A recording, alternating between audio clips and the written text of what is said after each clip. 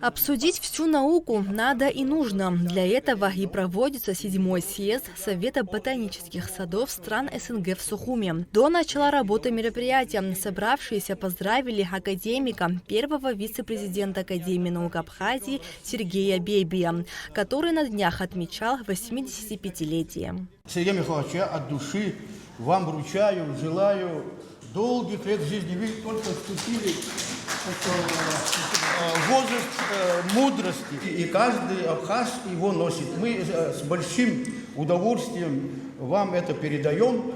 И желаем долгих лет жизни. Первые 2 дня на съезде прозвучат отчеты об итогах работы Совета ботанических садов и озвучат пленарные доклады по актуальным направлениям ботанических исследований. Далее работа съезда будет вестись по секциям на разные направления. Приветственное обращение ко всем участникам съезда от президента страны Бадры Гунба зачитал первый вице-премьер Джансух Нанба. Особое значение имеет то, что эти важные мероприятия проходят в столице Республики Абхазия, старейшем городе Сухум.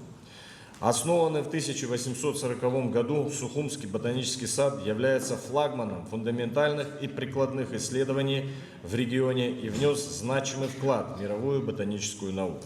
Благодаря труду видных ученых-ботаников фитоландшафт нашей страны обогатился экзотическими растениями. Практически все сельскохозяйственные культуры – чай, цитрусовые, табак и многие другие вышли из стен ботанического сада и стали основой сельскохозяйственного производства и социально-экономического развития страны. Позвольте от имени народа Абхазии, от себя лично, поздравить всех участников съезда и пожелать плодотворной работы, новых научных достижений в вашей деятельности на благо настоящих и будущих поколений. Президент Республики Абхазия Бадра Зурабович Гунба. Съезд Совета ботанических садов стран СНГ при Международной ассоциации Академии наук проводится раз в 2 года. Последний был осуществлен в городе Санкт-Петербурге. Именно там по приглашению организаторов выступал первый вице-президент АНА Сергей Бебия, который в свою очередь озвучил новость о проведении такого съезда в Сухуми. И вот теперь все гости у нас в стране. Последние 20-25 лет государство уделяет особое внимание экологическим проблемам. В уникальных природных ландшафтах создаются новые заповедники, национальные парки. Парламентом государства принят закон об особо охраняемых территориях и лесном кодексе Республики Абхазия. Создан Институт экологии.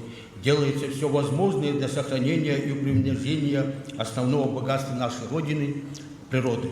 Находясь на берегу Черного теплого моря и на склоне высоких гор Большого Кавказа, Абхазия обладает богатейшим спектром природных условий, что и создает огромное богатство в разнообразии ее природных комплексов.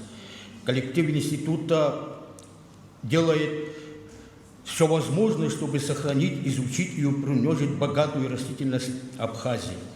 Считаю очень важным, актуальным не только для Абхазии, не только для России, но в планетарном масштабе это сохранение и рациональное использование именно горных лесов, являющихся объектами, являющихся хранителями благоприятных климатических условий, чистой питьевой воды для существования человека на планете. Остро стоит в мировом масштабе. И ботанические сады должны сделать очень много к достижению для сохранения рационального использования именно горных лесов. От Москвы до Казахстана участников много, как, впрочем, и тем. Поговорили о ключевых факторах усыхания и потери декоративности зеленых насаждений на Черноморском побережье России и Абхазии. Также обсудили проблемы сохранения старовозрастных деревьев в ботаническом саду Петра Великого. Ботанический сад – это организация, имеющая документированные живые коллекции, гербарии и другие формы хранения, которые используются для научных исследований, сохранения биоразнообразия и демонстрации образовательных целей.